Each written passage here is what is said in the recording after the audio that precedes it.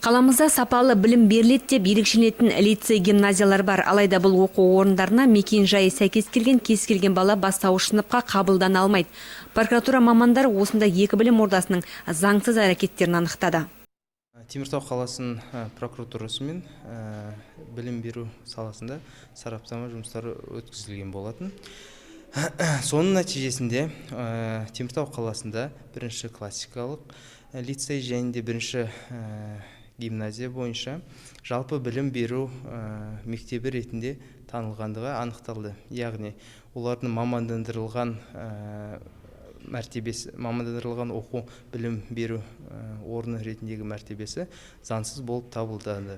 Нақтырақ айтқанда, екі білім ошағында бірінші сыныпқа балаларды арнайы сынақтар арқылы қабылдайды. Сынақтан сүрінген бала оқу орнына қабылданбайтын. Енді бұл шектеу алынып тасталды. Сонымен қатар бірінші сыныпқа қабылдау негіздері жалпы болуға тиіс, яғни ешқандай тестілер өткізілбеуге тиіс болу керек. Алайда бүгінге дейін бұл тәртіптің оларда неге сақталмай келгені белгісіз, және бұл жайында білім беру саласының мамандары ешқандай мәліметтер бермей отыр.